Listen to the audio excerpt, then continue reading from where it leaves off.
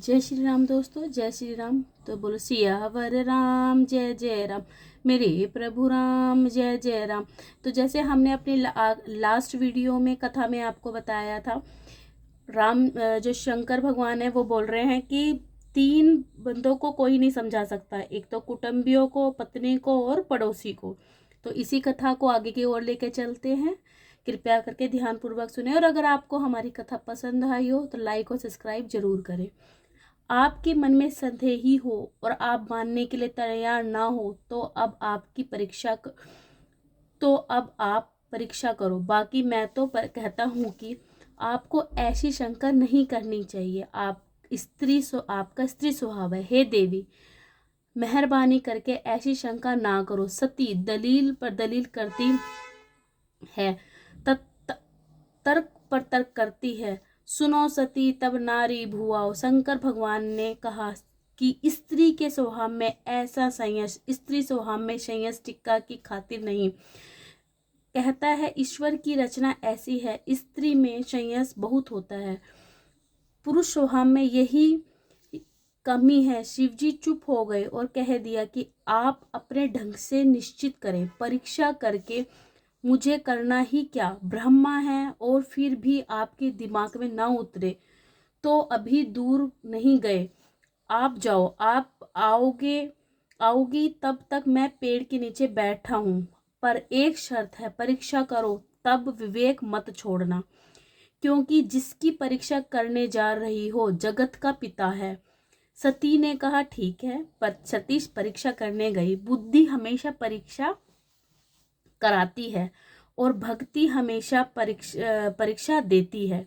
इतना बुद्धि और भक्ति में फर्क होता है। बुद्धि हमेशा दूसरों की परीक्षा करती है और भक्ति दूसरों की परीक्षा देती है। हे ईश्वर, मेरी कसौटी करो, मैं उसमें से पा पा रहा जाऊं। और बुद्धीश्वर की कसौटी करती है कि यह बार बार या नहीं। बुद्धि का यह स्वभाव उपनिषदों में कहा गया है कि बुद्धि दुख की माँ है और बुद्धि ही हैरान करती है।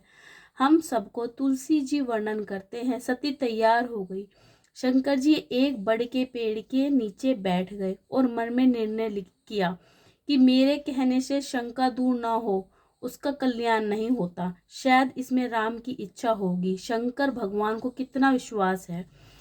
तो सती माता ने, अभी तक हमने जब को कथा बताई, सती माता को बिल्कुल विश्वास नहीं था कि जो लक्ष्मण जी और राम जी सीता मैया को ढूंढ रहे थे कि वो ब्रह्मा है। तो उन्होंने सती माता ने शंकर भगवान से कहा कि मैं राम जी की परीक्षा लूंगी। अगर आप कहते हैं कि वो ब्रह्मा है तो मैं उनकी राम जी की परीक्षा लूंगी। तो अभी आगे की कथा मैं आपको उसके आगे सुनाने जा रही हूँ कि कैसे सती माता राम भगवान की परीक्षा लेती है। भगवान ने तो निश्चय किया होगा, मेरा क्या काम बेकार, मैं तर्क वितर्क नहीं करना चाहिए। ये बोल रहे हैं शिव भगवान।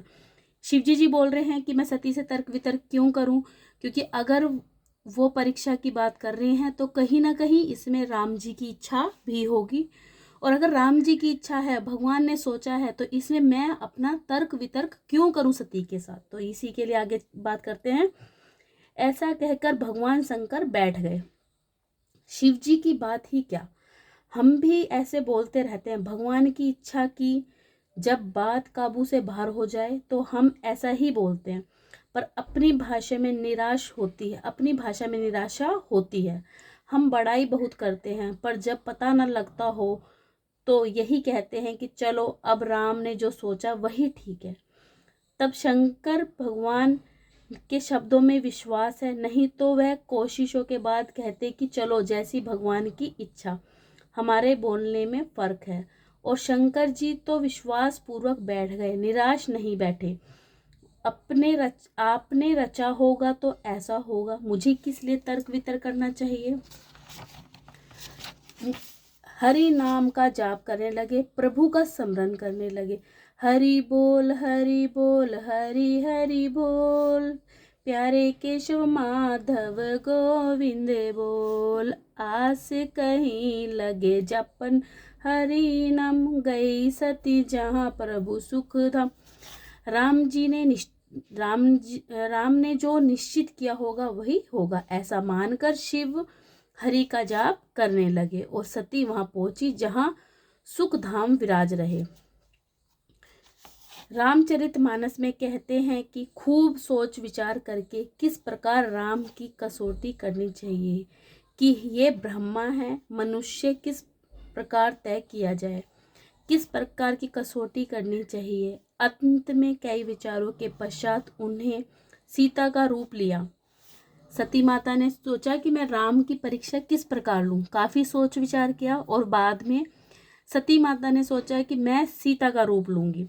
सीता का रूप लेकर जिस रास्ते पर राम लक्ष्मण आ रहे हैं, जहां अवध सुर भूप, उस रास्ते में उनके सामने गई। दक्ष पुत्री राम परीक्षा के लिए सीता का रूप लेकर आई। उन्होंने यह विचार किया होगा कि राम सीता की तलाश कर रहे हैं, मैं सीता बनकर जाऊं, यदि यह भ्रम होंगे तो मुझे पहचान जाएंगे कि यह मेरी पत्नी नहीं है, यह तो जगत की माँ है। सामान्य मानव होगा तो मेरा हाथ पकड़कर कहेंगे, हे सीते, हम कब से सहन कर रहे हैं, तू कहाँ थी, खुश हो जाएंगे। राम आगे और लक्ष्मण पीछे हैं। लक्ष्मण का ध्यान पीछे गया और उसे पहचान गए, ओ जगत की माँ भवानी आज सीता का रूप लेकर आई है। अब राम के पाँव की सेवा करने वाले जो पहचान गए तो राम से कब तक छुपी रहेंगी। ब्रह्म के नजदीक रहने वाला पहचान गया, परंतु लक्ष्मण कुछ नहीं बोले। कुछ अति गंभीर लखन जी बहुत गंभीर हो गए, कुछ बोले नहीं। उन्हें लगा कि भगवान लीला कर रहे हैं, आज उनकी लीला एकद प्रवेश ऐसा ही होगा। सीता रूप लेकर सती आए और ऐसा कोई नाटक बनाया होगा, उसमें यदि मैं कुछ बोलूं तो उसके नाटक की विपक्षा होगा, मुझे बोलना नहीं चाहिए। तो लक्ष्मण जी ने पहचान लिया सती माता को कि ये सती माता सीता माता का रूप लेके आई हैं, पर वो भी चुप रहे कि इसमें भगवान की कोई लीला है, और अगर ये लीला है, ये नाटक है, और अगर मैं बोल दूंगा तो ये खंडित हो जाएगा, ये टूट जाएगा, मैं ऐसे नहीं चाहूँगा। भगवान ने कुछ सोचा होगा तो सोच समझ कर ही कर रहे होंगे। आगे की कथा सुनते हैं। मुझे तो केवल पीछे पीछे ही चलना है, ये लक्ष्मण जी बोल रहे हैं कि मैं बोलूँगा नहीं, मेरे को तो पीछे पीछे चलना है। इसलिए लक्ष्मण कोई संवाद नहीं बोलते। सती नजदीक आती है, राम उनके सामने गए और एकदम राम ने आंखें उठाकर जहां आगे आकर देखा, सती का कपट सुर स्वामी पहचान गए। ईश्वर के आगे कब तक कपट कर सकता है, वो तो जीव कोशिश करता है पर कब तक करेगा।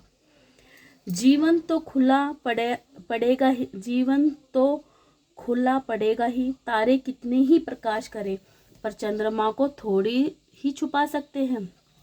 बादल कितने ही आए गगन मगन मुख में ही मिल ही, वे सूर्य को थोड़ी छुपा सकते हैं। गर्जन होने पर सच्चे क्षत्रिय नहीं छिप सकता।